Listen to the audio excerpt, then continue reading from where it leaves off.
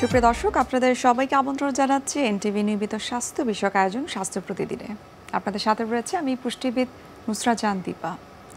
দর্শক, এখন কিন্তু আমরা কম বেশি সবাই জানি যে শুধুমাত্র বাংলাদেশেই নয়, গ্লোবালি বন্ধ্যাত্বের সংখ্যাটা কিন্তু দিন দিন বৃদ্ধি পাচ্ছে। আগে যেমনটি করে আমরা ধারণা করতাম যে বন্ধ্যাত্বের জন্য শুধুমাত্র মহিলাদেরকে দায়ী করা হতো, এখন কিন্তু পুরুষরাও সমানভাবে দায়ী করা হয় বন্ধ্যাত্বের জন্য। অর্থাৎ বন্ধ্যাত্বের রেট 50% ছেলেদের ক্ষেত্রে দায়ী করা হয় এবং 50% মেয়েদের ক্ষেত্রেও কিন্তু দায়ী করা হয়ে থাকে। সুপ্রিয় দর্শক, আজ আমরা এই বিষয়টি নিয়ে বিস্তারিত আলোচনা করার চেষ্টা করব। আর এই বিষয়টি নিয়ে কথা বলার জন্য আজ আমাদের সঙ্গে স্টুডিওতে উপস্থিত রয়েছেন একজন বিশেষজ্ঞ চিকিৎসক। আলোচনা শুরু করব, তবে তার আগে আমরা পরিচিত হয়ে নিচ্ছি আমাদের সেই অতিথির সঙ্গে। ডাক্তার পারুল আক্তার 1971 সালের মে মাসে ব্রাহ্মণবাড়িয়া জেলায় জন্মগ্রহণ করেন। তিনি 1997 সালে এমএজি ওসমানী মেডিকেল কলেজ থেকে এমবিবিএস ডিগ্রি অর্জন করেন। এরপর তিনি চিকিৎসা বিজ্ঞানে উচ্চতর এফসিপিএস ডিগ্রি লাভ করেন। বর্তমানে তিনি ফরিদপুর মেডিকেল কলেজে গাইনি ও অবস বিভাগের সহযোগী অধ্যাপক হিসেবে কর্মরত। ম্যাম, আপনাকে স্বাগত আমাদের আজকের অনুষ্ঠানে। আপনাকে অনেক ধন্যবাদ এবং অনেক ধন্যবাদ এনটিভি কর্তৃপক্ষকে। ম্যাম, বন্ধ্যাত্ব বলতে আসলে কি বোঝায়? বন্ধ্যাত্ব যাদের বাচ্চা হচ্ছে না তারাই তো বন্ধ্যাত্ব রোগে ভুগছেন, কিন্তু আমরা যদি এটার একটি ডেফিনেশনে যেতে চাই যে একটি কাপল বা দম্পতি যদি টানা 1 বছর একসাথে থেকে বেবির জন্য চেষ্টা করার পরেও প্রেগনেন্সি না হয়, তবেই আমরা এটিকে বন্ধ্যাত্ব বলি। তবে এটা কারো কারো ক্ষেত্রে একটু সময়টা 1 বছরের জায়গায় একটু শর্ট হয়ে আসে। যেমন কারো যদি বয়সটা বেশি হয়, 30-এর উপর হয়, অথবা হয়তো বিয়ের 5 বছরের বেশি হয়ে গেছে, তো অথবা হাজব্যান্ড বিদেশে থাকে, সেসব ক্ষেত্রে আমরা এটা 6 মাসে নিয়ে আসি। এছাড়াও আর কি কি কারণ রয়েছে? কারণ ছেলেদের আর মেয়েদের কারণগুলো একেবারেই আলাদা। একটি প্রেগনেন্সি কিভাবে হয়, এখানে ডিম্বথলি লাগে, ওখান থেকে ডিম আসে, ডিম্ব নালী লাগে যেটি এই ডিমটিকে পিক আপ করে, ধরে এবং ভেতরের দিকে নিয়ে যায়। ওখানে আগে থেকে এসেই শুক্রাণু বসে থাকে, ওখানে নিষেক হয় বা ফার্টিলাইজেশন হয় এবং টিউব এটিকে মুভমেন্ট করে জরায়ের ভিতর দিকে দিয়ে দেয়। ওখানে এন্ডোমেট্রিয়াম নামক জায়গায় এটি বসে আস্তে আস্তে এটি বড় হয়। এটি হচ্ছে একটা নর্মাল নিয়ম। এখানে যে কোনো এই 3টি জায়গার একটিতে যদি অসুবিধা হয়, ডিম্বথলি, ডিম্বনালী বা জরায়ু, তাহলেই কিন্তু আপনার মেয়েদের ক্ষেত্রে বন্ধ্যাত্ব হতে পারে। তো ডিম্বথলির যে মূল প্রবলেম সেটা হচ্ছে অ্যানুভুলেশন। ওভুলেশন হয় না, অর্থাৎ ডিমটা বড় হয় না, অথবা বড় হলেও ফাটে না, এবং এটি একটি মেজর কারণ। আপনার মোর দেন 50% বা 50% বেশি এটিই দায়ী। হ্যাঁ, এবং এটি হচ্ছে আমাদের যে এই ডিম বড় হওয়া, ফাটা, এগুলো একটু জটিল প্রক্রিয়ায় একদম ব্রেন থেকে জরায়ু পর্যন্ত একটি হাইপোথ্যালামো পিটুইটারি এক্সিসে নিয়ন্ত্রিত হয়। এই নিয়ন্ত্রণের যে কোনো জায়গায় যদি অসুবিধা হয়, অথবা যাদের আমরা বলি যে পলিসিস্টিক ওভারি ডিজিজ, এন্ডোমেট্রিওসিস, এগুলোতে এই ডিমটা বড় হতে এবং ফাটতে অসুবিধা হতে পারে। আর টিউবে যেমন টিউবের মূল সমস্যাটা হচ্ছে ওখানে যদি ব্লক হয়ে যায়। হ্যাঁ, টিউব খুবই ইম্পর্ট্যান্ট একটা অর্গান। এটা আপনার সাধারণত ইনফেকশন হয়ে ব্লক হয়, বিভিন্ন রকম ইনফেকশন। হ্যাঁ, তার মধ্যে আপনার গনোরিয়া, সিফিলিস, টিউবারকুলোসিস, আর অথবা আপনার এন্ডোমেট্রিওসিস, এগুলাতে ব্লক হয়ে যেতে পারে। অনেক সময় ব্লক হয় না, খোলা থাকে কিন্তু কার্যকরী থাকে না। অথবা এন্ডোমেট্রিওসিসে যেটা হয়, আমরা যেটা চকলেট সিস বলে জানি, সেটাতে এই যে ডিম্বথলি এবং ডিম্বনালীর রিলেশনটা নষ্ট হয়ে যায়। আর জরায়ুর কিছু প্রবলেম থাকে, যেমন কিছু জন্মগত ত্রুটি থাকে, যে জরায়ুটা ছোট থাকতে পারে, সেপ্টেড ইটোরাস হতে পারে, অথবা আপনার ইনফেকশন হয়ে ব্লক হতে পারে, এটাকে আশারম্যান সিনড্রোম বলে, অথবা আপনার টিউমার হতে পারে, যে আমরা যেটা শুনি জরায়ুর টিউমার, যে ফাইব্রয়েড।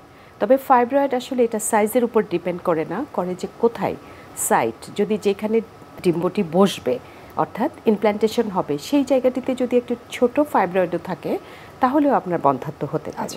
তো এগুলো হচ্ছে মেয়েদের ব্যাপারে। আর ছেলেদের ব্যাপারে অ্যাবসলিউটলি প্রাথমিকভাবে আমরা তার বীর্যটাকেই বিবেচনা করি। হ্যাঁ, ছেলেদের যদি আপনার এই বীর্যের সংখ্যা কমে যায়, বীর্যের গুণগত মান কমে যায়, ওখানে যে শুক্রাণু থাকে এগুলার মুভমেন্ট কমে যায়, অথবা মানে একদম শুক্রাণু না থাকে, যেগুলোকে আমরা বলি অ্যাজোস্পার্মিয়া, অলিগোস্পার্মিয়া, সেসব ক্ষেত্রে ছেলেদের ক্ষেত্রে বন্ধ্যাত্ব হয় এবং এগুলার মূল কারণও আপনার ইনফেকশন। যেমন আমরা একটা জানি যে মামস ইনফেকশন হলে ছেলেদের এটা বন্ধ্যাত্ব হতে পারে। যেমন ছোটোবেলায় একবার মামস হয়েছিল আর সারা জীবন সে সুস্থ, ওই একটা ইনফেকশনই তাকে বন্ধ্যাত্বের জন্য দায়ী হতে পারে। এছাড়া বিভিন্ন অপারেশন তাদের রিপ্রোডাক্টিভ ট্র্যাক্টে যেমন ভাস ডিফারেন্স এগুলোর জন্য হতে পারে। আর খুব আমরা যেটা আন্ডার এস্টিমেট করি, আমরা কাউন্টেই আনি না, সেটা হচ্ছে ছেলেদের লাইফস্টাইল ডিজিজ, লাইফস্টাইল প্রবলেমগুলো। যেমন কোনো ছেলে যদি আপনার টানা বসে কাজ করে, টাইট ড্রেস পরে লম্বা টাইম, দিনের পর দিন, মাসের পর মাস, তার কিন্তু জাস্ট এই কারণে তার কাউন্ট কমে যেতে পারে। এবং এটা যারা কম্পিউটারে কাজ করে বা এই অফিসে বসে কাজ করে এটা কিন্তু হয় এবং আমরা অনেক সময় খেয়াল করি না। গরম পানি দিয়ে গোসল করে, অথবা এছাড়া আপনার ওই যে স্মোকিং, অ্যালকোহল, অতিরিক্ত কফি খাওয়া, এগুলোও ছেলেদের ক্ষেত্রে বন্ধ্যাত্বের কারণ হতে পারে। ছেলেদের ইনফার্টিলিটির বিষয়টিকে আসলে একটু মিনিমাইজ করার জন্য কি কি বিষয় তাদের মেনে চলা উচিত? প্রথমে যেটা যে কোনো ধরনের ইনফেকশন হলে, হ্যাঁ, সেটা ভাইরাল হতে পারে, ব্যাকটেরিয়াল হতে পারে। মেয়েদের যেমন টিউব ব্লক হয়ে যায়, ছেলেদেরও এরকম ডাক্ট ব্লক হয়ে যেতে পারে। তো ইনফেকশন হলে আসলে এটা ট্রিটমেন্ট নিতে হবে। আর লাইফস্টাইল, যেমন আমরা পলিসিস্টিক ওভারি ডিজিজগুলোতে বলি মেয়েদের ওয়েট কমাইতে, ছেলেদেরও ওয়েটটা ইম্পর্টেন্ট। তারপরে রোগ শোক যদি থাকে যেমন ডায়াবেটিস, প্রেশার, এগুলো কন্ট্রোল করতে হয়। আমরা প্র্যাকটিক্যালি যেমন ছেলেদের কারণ খুঁজতে গিয়ে দেখি যে তার আনকন্ট্রোল ডায়াবেটিস, আনকন্ট্রোল ডায়াবেটিসে যে কন্ট্রোল থাকে না, উনি হয়তো জানেনই না যে ডায়াবেটিস আছে, অথবা ডায়াবেটিস থাকলেও সেটা অত গুরুত্ব দিচ্ছে না বা সময় পাচ্ছে না। তো সেই ক্ষেত্রে আমরা দেখি যে তার বীর্যের সংখ্যা কমে গেছে, শুক্রাণুর সংখ্যা কমে গেছে, অথবা ওইখানে অনেক ইনফেকশন। তো এই ডিজিজগুলো ট্রিটমেন্ট করতে হবে। সুস্থ থাকার জন্য যেগুলো দরকার, সুস্থভাবে একটি পরিবার তৈরির জন্য, ফার্টিলিটি রক্ষার জন্য এটা দরকার।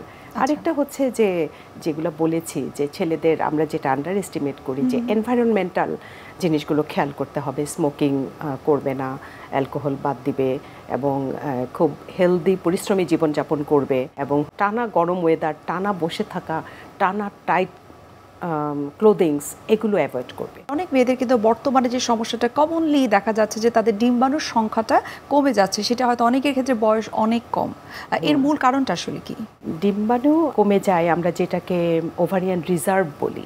ওভারিয়ান রিজার্ভটা সাধারণত মেয়েদের 30 বছর পর্যন্ত বেশি থাকে, 30-এর পরেই আস্তে আস্তে কমতে থাকে, 35-এর পরে অনেক বেশি কমে যায়, 40-এর পর সাধারণত খুব কম ক্ষেত্রেই থাকে। তো এটার অনেকগুলো কারণ আছে।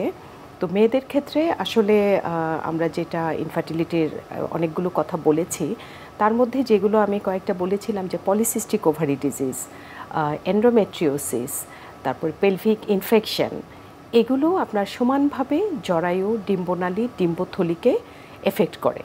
আর পলিসিস্টিক ওভারি, এন্ডোমেট্রিওসিস, এগুলোর ক্ষেত্রে আপনার হায়ার সেন্টার, যেটা আমাদের ব্রেন থেকে জরায়ু পর্যন্ত যেই এক্সিসটা, এটাকেও ডিস্টার্ব করে, নানান হরমোনাল ইমব্যালেন্স হয়।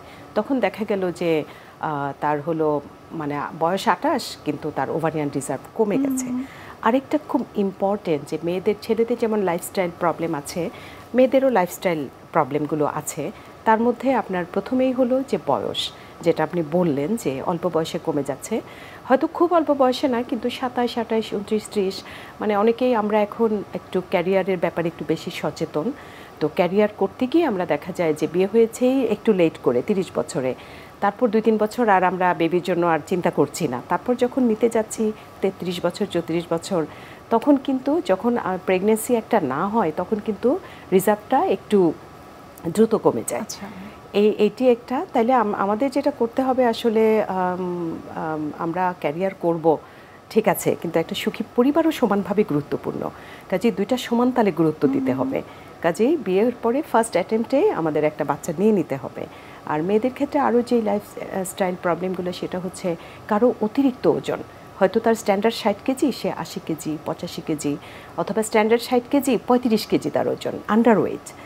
মানে এটাও খুব ইম্পর্ট্যান্ট এবং আমরা প্র্যাকটিক্যালি পাই। আচ্ছা ম্যাম, বন্ধ্যাত্বজনিত সমস্যায় যে ছেলে মেয়ে বোথ সাইড সব দিক থেকে আসলে এখন হচ্ছে, এক্ষেত্রে প্রাথমিক সমস্যা নিয়ে যখন আপনাদের কাছে আসে যে আমরা কনসিভ করতে পারছি না, তখন আপনারা কি কি টেস্ট দিয়ে থাকেন? প্রাথমিক যে টেস্টগুলো আমরা দেই, যে একটি ইয়াং কাপল, বয়স হয়তো অনেক বেশি না, তারা 2 বছর ধরে চেষ্টা করছে, বেবি হচ্ছে না, তখন আমরা আসলে প্রাথমিকভাবে মেয়েদের অল্প কয়টা টেস্ট, যেমন প্রথমে আমরা তাকে দেই একটা আলট্রাসোনোগ্রাম, একটা সিবিসি, যে তার হিমোগ্লোবিন এগুলো ঠিক আছে কিনা, একটা ডায়াবেটিস টেস্ট, একটা থাইরয়েড হরমোনের টেস্ট। আর বয়সটা যদি তার একটু বেশি হয় অথবা 3 বছরের বেশি ধরে সে কনসিভ করছে না, তাহলে তাকে আমরা হয়তোবা এমএইচটা দেই, সাথে কারো কারো প্রয়োজনে প্রোল্যাকটিন, এই কয়েকটা টেস্ট দেই। এগুলাতে যদি আমরা দেখি যে এগুলা দেওয়ার পরে তার কোনো সমস্যা পাওয়া গেল অথবা এগুলা সব ঠিক আছে, তারপরেও কিছুদিন চলে গেছে, বেবি হচ্ছে না, তখন আমরা হয়তো তাকে হিস্টেরোসালপিঙ্গোগ্রাম করে অথবা এসআইএস বলে একটা আলট্রাসোনোগ্রাম ডিপেন্ডেন্ট টেস্ট আছে, করে আমরা দেখি তার টিউব খোলা আছে কিনা। এটাই হলো তার মোটামুটি পরীক্ষা নিরীক্ষা। আর ছেলেদের ক্ষেত্রে আমরা একটাই টেস্ট করি প্রথমে, সেটা হচ্ছে সিমেন অ্যানালাইসিস, যে তার বীর্যের সংখ্যা, তার কোয়ান্টিটি এগুলো ঠিক আছে কিনা। আচ্ছা। আর কারো কারো ক্ষেত্রে যদি আমরা প্রয়োজন মনে করি, ছেলেদের ক্ষেত্রে কিছু হরমোন টেস্ট দিই, যেমন টেস্টোস্টেরন, প্রোল্যাকটিন, থাইরয়েড হরমোন। মোটামুটি প্রাথমিকভাবে এগুলাই হলো পরীক্ষা নিরীক্ষা। প্রাথমিক অবস্থায় কিছু টেস্টের পরে যখন আপনারা কনফার্ম হন যে আসলে বন্ধ্যাত্বজনিত সমস্যা রয়েছে, সেটি হোক ছেলের সাইড থেকে অথবা মেয়েদের সাইড থেকে, তখন ট্রিটমেন্টটা আপনারা কোন প্রসিডিউর আপনারা আগান? যদি ছেলেদের বা মেয়েদের কোনো সমস্যা পাই, তাহলে ওই সমস্যাটা আসলে আগে আমরা ট্রিটমেন্ট করি, করে হয় পাশাপাশি অথবা ওইটা করা কমপ্লিট হলে আমরা আবার বন্ধ্যাত্বের জন্য কিছু ট্রিটমেন্ট লাগে, তখন আমরা দিই। তবে বেশিরভাগ ক্ষেত্রে দেখা যায় যে যদি কাপলটা ইয়াং কাপল হয় এবং 1-2 বছর চেষ্টা করে আমাদের কাছে আসে, পরীক্ষাগুলো আমরা স্বাভাবিক পাই, প্রাথমিক যে টেস্টগুলো, সেক্ষেত্রে আমরা আসলে ওভুলেশন ইন্ডাকশন দিই, কিছু ওষুধ দিয়ে। আমি বলেছিলাম যে অ্যানোভুলেশন বা ডিমটা বড় হয় না, ফাটে না, এটাই ম্যাক্সিমাম ক্ষেত্রে হয়। তো এটা যাতে বড় হয় এবং ফাটে, সেই জন্য আমরা কিছু ওষুধ দিয়ে 6 মাস থেকে 1 বছর চেষ্টা করি। এটা আমরা ক্লোমিফেন সাইট্রেট বা লেট্রোজল নামে কিছু ওষুধ আছে, এবং পাশাপাশি 3-4 মাসের রেজাল্ট না হলে আমরা এগুলো বড় করার জন্য ইনজেকশনও দিই, হরমোন ইনজেকশন। তারপরেও যদি কাজ না হয়, তখন আমরা টিউব খোলা আছে কিনা বা ব্লক আছে কিনা এটা দেখি। আর যদি টিউব খোলা থাকে, তাহলে আমরা নেক্সট আইইউআই বলে একটা ট্রিটমেন্ট আছে, এটাতে যাই। আর যদি টিউব ব্লক থাকে, তাহলে আমরা সাধারণভাবে ল্যাপারোস্কোপি করে টিউবের ব্লকটা খুলি, পাশাপাশি অন্য কোনো সমস্যা আছে কিনা দেখে সেটারও আমরা চিকিৎসা করে দেই। পরবর্তীতে তার ডিজিজ অনুযায়ী আমরা কি আবারও ওষুধের চেষ্টা করব, নাকি তার আইভিএফ বা আইইউআই যেতে হবে ওইভাবে। আর ছেলেদের যদি কোনো সমস্যা আমরা পাই, তাহলে তারটাই আগে অ্যাবসলিউটলি ঠিক করে নিতে হবে, তারপরে আমরা টোটাল। ছেলেদের ইনফার্টিলিটির ক্ষেত্রে আসলে ট্রিটমেন্ট প্রোটোকলটা কি আপনাদের? ছেলেদের ক্ষেত্রে সাধারণভাবে আমরা যেটা পাই যে অলিগোস্পার্মিয়া, যে তার শুক্রাণুর সংখ্যাটা কমে গেছে, অথবা তার মোটিলিটি কমে গেছে, মানে মুভমেন্ট, যেই শুক্রাণুগুলোকে কিন্তু একটা প্রেগনেন্সির জন্য অনেক দৌড়াতে হয়, তো সে ক্ষমতাটা কমে গেছে, অথবা ওখানে ইনফেকশন আছে। তাহলে ইনফেকশন হলে তো আমরা অ্যান্টিবায়োটিক দিয়ে ট্রিটমেন্ট করব, পাশাপাশি যদি ইনফেকশন থাকে আমরা দেখব তার ডায়াবেটিস আছে কিনা। যখন তার এখানে কোনো প্রবলেম পাওয়া যাবে সিমেন অ্যানালাইসিসে, তখন আমরা তার হরমোন টেস্টগুলো করে ফেলবো, তা যে সেই অনুযায়ী চিকিৎসা করব, এবং পাশাপাশি আমরা তার যে ফিমেল পার্টনারের চিকিৎসা দিব। তাতে যদি প্রেগনেন্সি মোটামুটি 6 মাস 1 বছরে হয়ে যায়, ভালো। তা না হলে আমরা ছেলেদের এই সমস্যার জন্য, যে সিমেনের সংখ্যাটা কম, অলিগোস্পার্মিয়া, হ্যাঁ, বা অ্যাস্থেনোস্পার্মিয়া, মোটিলিটি কম, আমরা আইইউআই করি।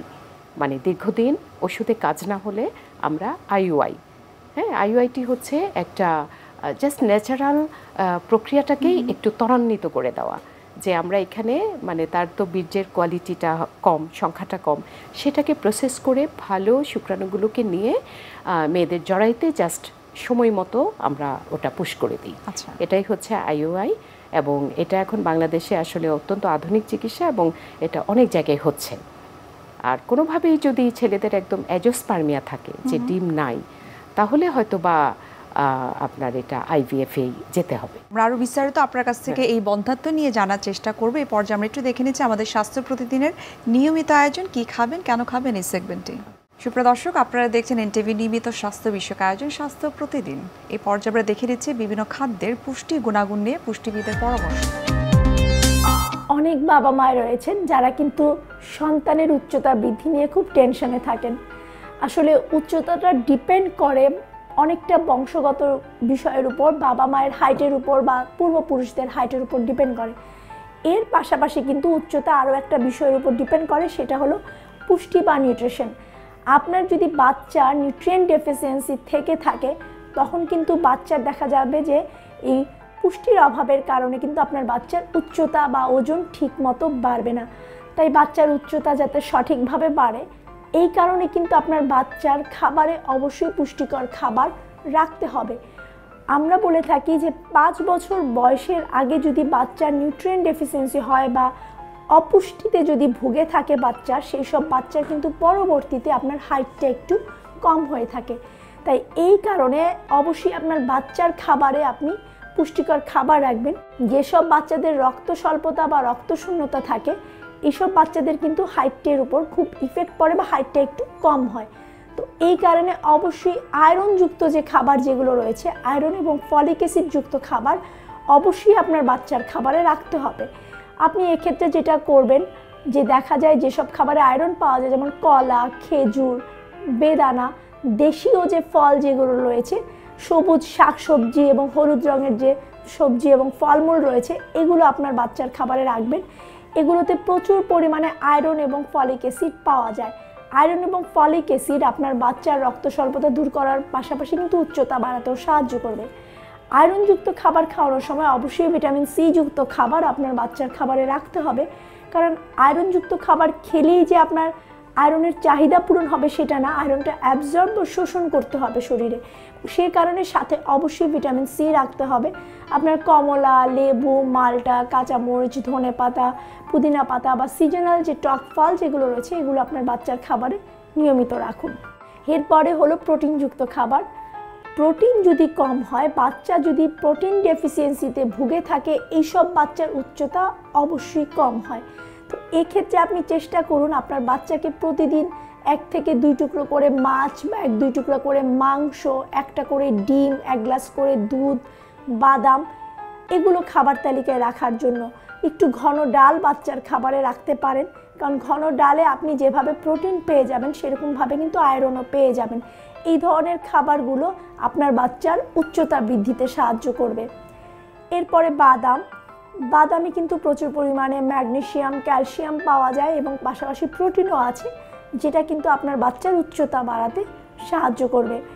যেসব বাচ্চার উচ্চতা কম বা অপুষ্টিতে ভুগছে, সেই সব বাচ্চার খাবার তালিকায় 1 গ্লাস থেকে 2 গ্লাস করে দুধ, 1/2 কাপ করে দই কিন্তু রাখতে পারেন, অথবা পনির আপনার বাচ্চার খাবার তালিকায় রাখতে পারেন।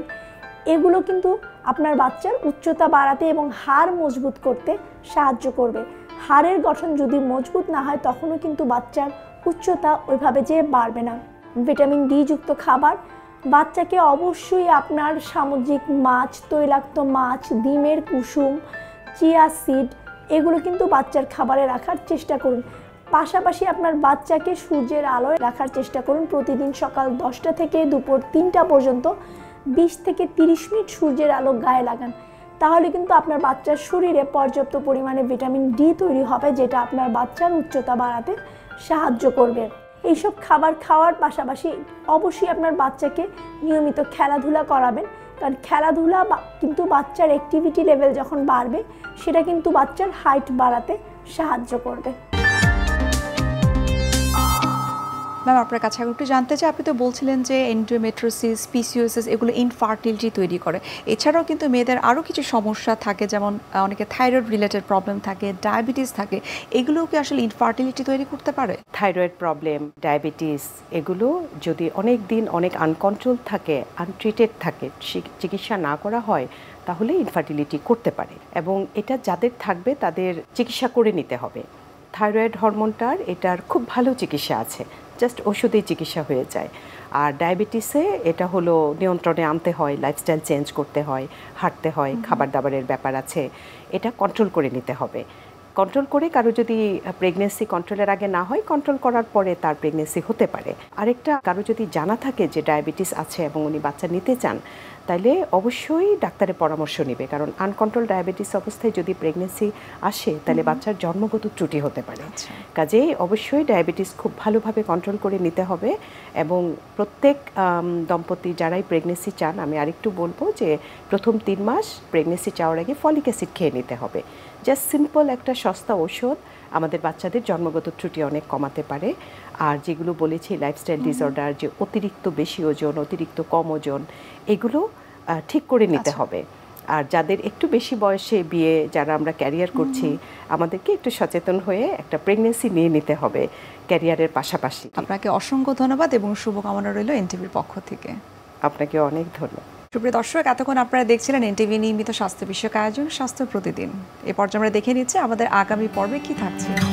সেক্সুয়ালি ট্রান্সমিটেড ডিজিজগুলো মেলামেশার মাধ্যমে, যখন কোনো ধরনের মাল্টিপল পার্টনার থাকে বা কেউ আক্রান্ত হলো, একজনের থেকে আরেকজনের কাছে যাচ্ছে, তো এগুলো সাধারণত সেক্সুয়ালি ট্রান্সমিট হয়। তাছাড়াও দেখা যায় অনেক ক্ষেত্রে বাচ্চাদেরও হতে পারে মায়ের কাছ থেকে, ডেলিভারির সময় বা ব্রেস্ট ফিডিংয়ের সময়, এই সময় ট্রান্সমিট হতে পারে। তখন আমরা কিন্তু সেক্সুয়ালি ট্রান্সমিটেড ডিজিজ হিসেবেই কাউন্ট করব। বিশ্বের যে কোনো প্রান্ত থেকে যে কোনো সময় এনটিভি জনপ্রিয় অনুষ্ঠান স্বাস্থ্য প্রতিদিন দেখতে আপনারা ভিজিট করতে পারেন আমাদের পূর্ণাঙ্গ পোর্টাল www.ntvbd.com এ। এছাড়াও এনটিভির বিভিন্ন ধরনের জনপ্রিয় অনুষ্ঠান এবং নিউজ আপডেট পেতে আপনারা ভিজিট করতে পারেন আমাদের ইউটিউব চ্যানেল এবং ভেরিফাইড ফেসবুক পেজে। দর্শক, আজ এখানে শেষ করতে হচ্ছে। দেখা হবে আবারও আপনাদের সঙ্গে। সে পর্যন্ত আপনারা সবাই ভালো থাকুন, সুস্থ থাকুন। আল্লাহ হাফেজ।